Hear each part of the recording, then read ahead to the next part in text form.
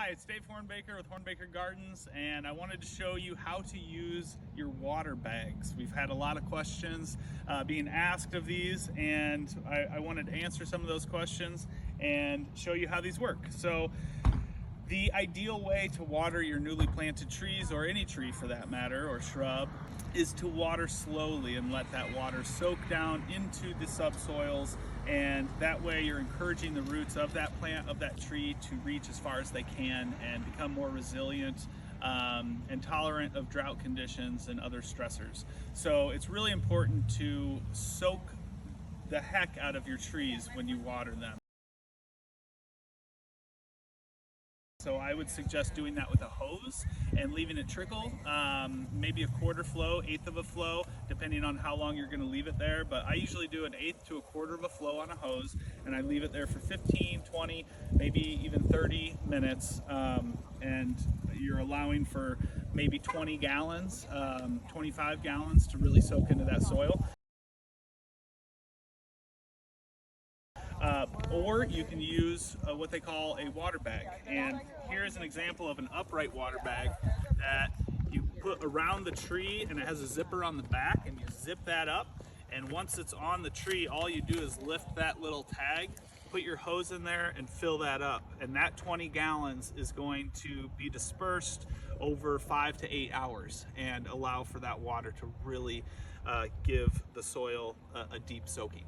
So this is meant for trees with a single stem. These water bags are meant for trees with multiple stems, so that you can still fit it around the base of it.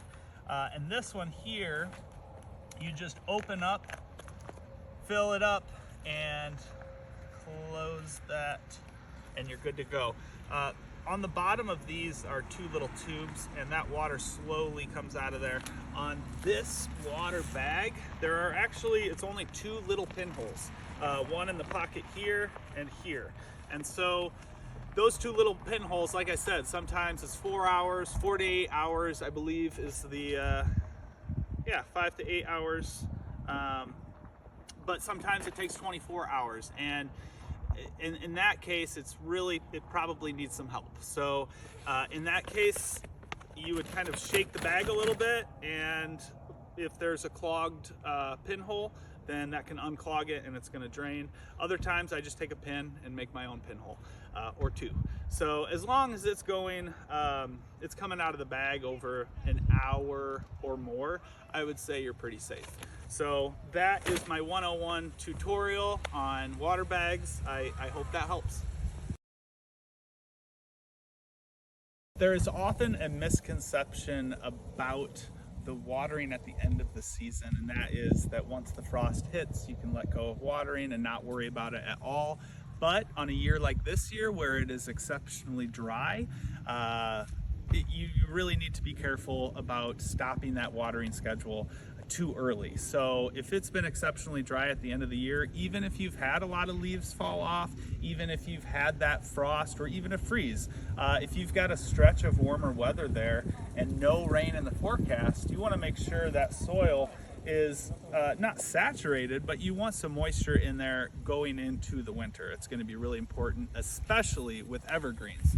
So over here, there's 4 weeping white spruce, one of my favorite evergreens. I'll be moving the hose over to here and soaking these really well.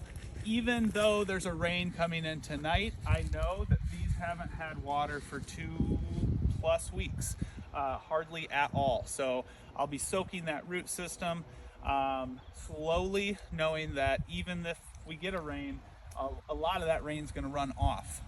So again, just make sure you're soaking, a deep soaking when you do water, and don't cut off that watering schedule that you got going too early later in the season.